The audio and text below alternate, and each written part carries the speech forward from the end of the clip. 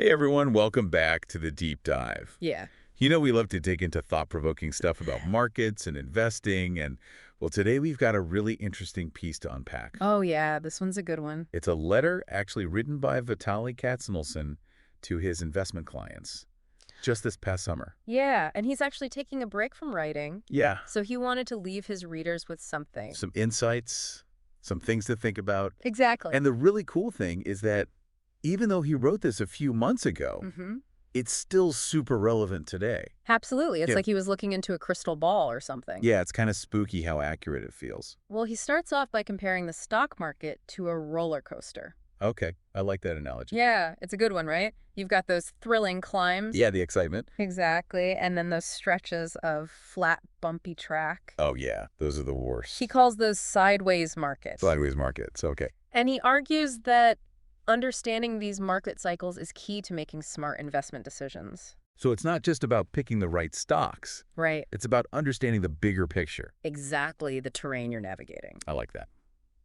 So let's imagine we're on that roller coaster, Okay. feeling those ups and downs, but not really getting anywhere. That's kind of what a sideways market feels like, right? Yeah, lots of volatility, but not a lot of overall progress. So why does that happen? What's going on behind the scenes? Well, he breaks down stock returns into a few key parts. Okay. There's how much a company's earnings grow, Makes sense. then how their price-to-earnings ratio changes. That's the PE ratio we hear so much about. Right. And finally, any dividends they pay out. Okay, so those are the ingredients. Exactly. Now, if the PE ratio stayed, the same things would be pretty predictable. Right. The market would just grow along with those earnings and dividends. Exactly. But here's the thing. What's the catch? Human emotions get in the way. Oh, boy, do they ever. When we get excited optimistic, those PE ratios inflate. Driving a bull market. Exactly. But then when doubt creeps in, Oh. those ratios shrink and we find ourselves in a sideways market. Stuck on that flat track. And what's really interesting is that it's not necessarily economic growth that makes the difference between those two market types. So the economy could be doing well, Right. but the market could still be stuck in a sideways rut. That's what he's suggesting. It's those changes in the PE ratio driven by investor sentiment that really make the difference. So it's all about how we're feeling. Yeah, our collective mood swings. And based on how high valuations are right now, Katsenelson believes we're likely in a sideways market as we speak. It's a sobering thought, isn't it? It is a bit unsettling, to be honest. And to make things even more complex, Oh no, there's more. he talks about this economic tug-of-war happening right now. Okay, so it's like a battle of forces. Exactly.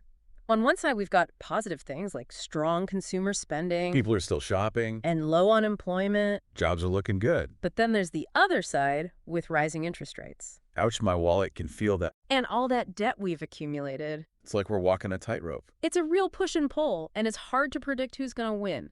He even brings up events like the Silicon Valley Bank bankruptcy Oh, wow. Yeah. as a reminder that even in a seemingly strong economy, Right. there can be hidden weaknesses, and those past financial decisions can come back to haunt us. It's like those skeletons in the closet suddenly bursting out. Yeah, you never know what might be lurking beneath the surface. And just to add another layer of complexity, Pickle up. he also talks about selective deglobalization, Ah, yes. which is basically bringing manufacturing back to the U.S. Right. But he thinks this could lead to even higher costs. Potentially fueling more inflation. So it's a trade-off.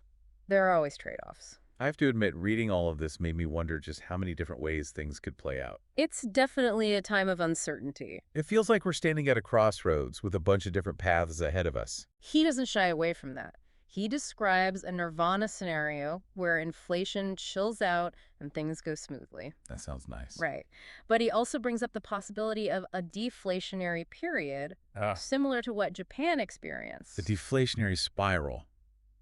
That's a scary thought. It's definitely not something to take lightly. Okay, but wait, before we get too caught up in the economic doom and gloom, Okay, let's shift gears a bit.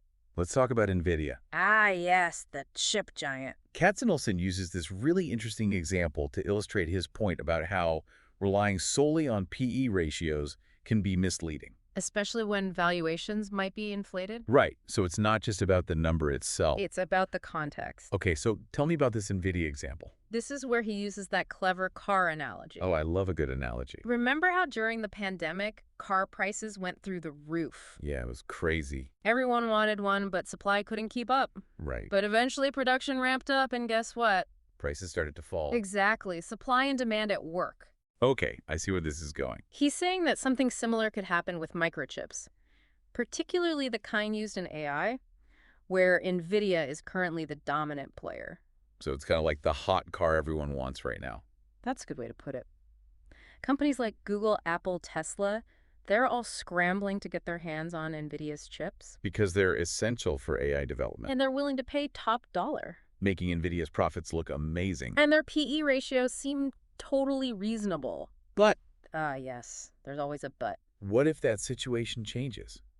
What if those other tech giants decide they don't want to be dependent on Nvidia anymore? That's the million-dollar question. I mean, they're already pouring tons of money into developing their own AI chips. Right, they're not going to keep paying those high prices forever if they can help it. So if they succeed, what happens to Nvidia's earnings? Well, that's where things could get interesting. And potentially a bit dicey for Nvidia investors. It's all about understanding those underlying dynamics and not just looking at the numbers on the surface. So it's about being a savvy investor, not just a number cruncher. Exactly. It's about seeing the whole picture. This is all pretty complex stuff. It is, but it's fascinating stuff too. It definitely makes you think. And that's what we're all about here on the Deep Dive. So how should we, the everyday investors, make sense of all of this and make smart decisions in a potentially rocky market?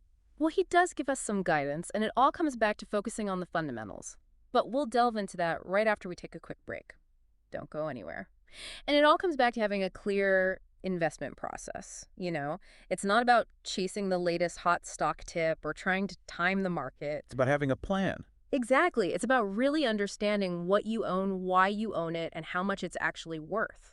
So doing your homework, essentially. Yeah, exactly. And sticking to your plan even when things get a bit bumpy. Don't get swayed by the hype. Right. It's about making informed decisions based on your individual goals and risk tolerance. Because everyone's situation is different.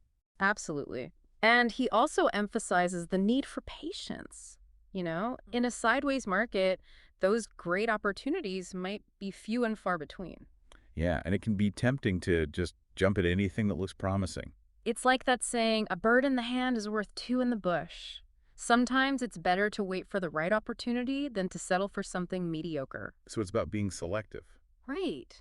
Think of it like being a savvy shopper. You wouldn't just buy the first thing you see, would you? No way. I love a good sale. Exactly. You'd wait for the sales and get the best deals. It's the same with investing. Be patient and wait for those bargains to come along. So patience is key. Got it. Mm. What else does he suggest? But he also talks about increasing our margin of safety. Margin of safety. That sounds kind of technical. It might sound that way, but it's actually a pretty simple concept. Think of it like negotiating for a used car. You don't want to pay the sticker price, right? Of course not. You always got to haggle a bit. Exactly. You want to get a price that's well below what you think the car's really worth, just in case there are some hidden problems. So margin of safety is like building in a cushion for error. Exactly.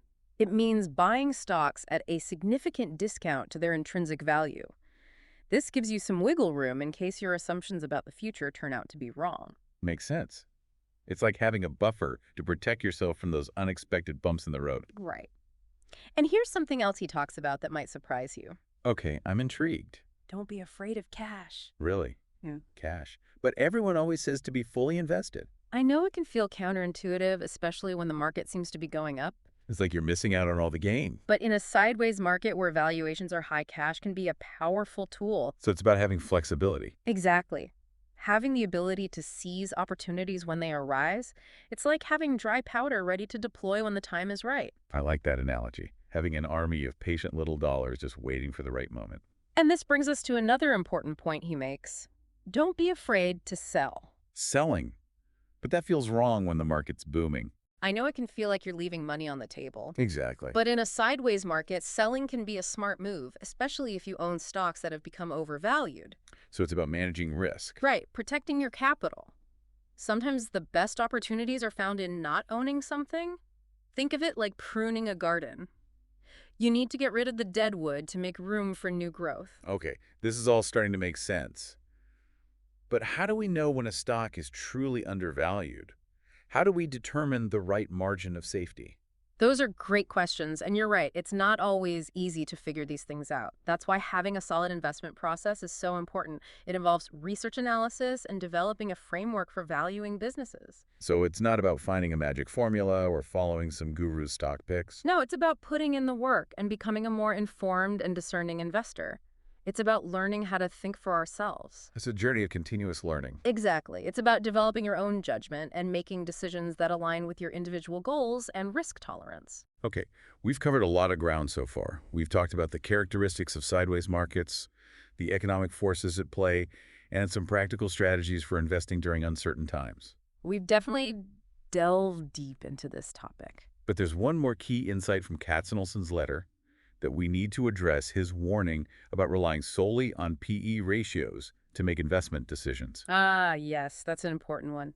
We touched upon it briefly when we discussed Nvidia, but it deserves a deeper dive. Let's do it. It's time to unpack this PE ratio puzzle. It's time to unpack this PE ratio puzzle. It's easy to get caught up in those numbers, especially when they're looking good. But as we discussed earlier, Katsenelson cautions us about reading too much into PE ratios alone, especially when markets might be overheated. It's tempting to just look at that number and think, oh, this stock is cheap or this one's expensive. Right. But it's not always that simple, is it? Yep. Remember our Nvidia example? Oh, yeah, the chip powerhouse. Even though it's currently trading at a seemingly reasonable 30 to 40 times its future earnings, Katzenelson suggests that the E in that equation, the earnings part, might be a bit inflated at the moment. Okay, so the price might seem okay based on those earnings, but what if the earnings themselves aren't as solid as they appear? It's like building a house on a foundation of sand. Exactly. He's saying those earnings might not be sustainable in the long run. So what makes him think that? What's the reasoning behind that? Well, his point is that Nvidia is essentially the only game in town when it comes to certain types of microchips used in artificial intelligence. Oh. You know, the ones that are driving all this AI excitement. Right, so everyone needs them. And that means companies like Google, Apple, Tesla, they're practically forced to buy from Nvidia, even at a premium price, because they don't have many other options. It's like being stuck in a desert and stumbling upon the only lemonade stand for miles. You're so thirsty, you'll pay almost anything for a drink. And that's what's happening with Nvidia right now. They're the lemonade stand in the AI desert, and they're raking in the profits. So those inflated prices are boosting Nvidia's profits in the short term, making their earnings look fantastic, and in turn, making their PE ratio seem reasonable. But it's a bit of a mirage. Oh, so it's not real. Well, it's real for now, but Katzenelson argues that this situation is actually creating a huge incentive for those other tech giants to develop their own alternatives. They're not going to keep paying those high prices forever if they can help it. So they're going to start making their own lemonade. Exactly. They're going to dig their own wells, and that's where things could get interesting for Nvidia. What happens to them when those alternative chip suppliers emerge? That's the big question, and that's where the PE ratio might start to tell a different story as competition increases and Nvidia's dominance feeds. Their earnings could take a hit, and that seemingly reasonable PE ratio might not look so attractive anymore. So it's like the price of lemonade goes down when there are more lemonade stands popping up. Exactly. Supply and demand at work. Okay, so what's the takeaway for us as investors? How can we avoid falling into this PE trap, especially when so many people rely on this metric? It all comes back to that process-driven approach we talked about earlier. We need to be more than just number crunchers looking at PE ratios in isolation. So we need to dig deeper. Exactly. Instead of just looking at the number on the surface, we need to understand the story behind those earnings numbers. Are those earnings sustainable? Are they built on a real competitive advantage, or are they just a temporary phenomenon driven by unique market conditions? So it's about being a detective looking for clues that might not be immediately obvious. Right. We need to consider the bigger picture, the competitive landscape, the potential for disruption, and the long-term trends that could reshape the industry. It sounds like we need to be asking tough questions and not taking those PE ratios at face value. Exactly. Don't be afraid to challenge assumptions even when everyone else seems to be on board with a particular company or trend. Remember, investing is about thinking for yourself and making decisions that align with your own goals and risk tolerance. This has been a fascinating deep dive into Vitaliy Katsenelson's letter to his clients, even though he wrote it this past summer as a parting gift while he takes some time off from writing. His insights are incredibly relevant to us today. He really challenged us to think critically about the market, understand its cycles, and approach investing with a healthy dose of skepticism and a commitment to lifelong learning. It's a great reminder that investing is a journey, not a destination. Exactly. And if you enjoyed this deep dive and want to explore more of Katsenelson's insightful writing and podcasts, be sure to visit his website, investor.fm. You'll find a wealth of valuable resources there. He's got some great stuff on there, definitely worth checking out. And as we wrap up, we want to leave you with a final thought-provoking question to ponder. If Katsenelson is right about the potential for this sideways market to continue, how will you adapt your investment strategy to not only survive, but thrive in the years to come? It's something we all need to be thinking about. Food for thought. Thanks for joining us.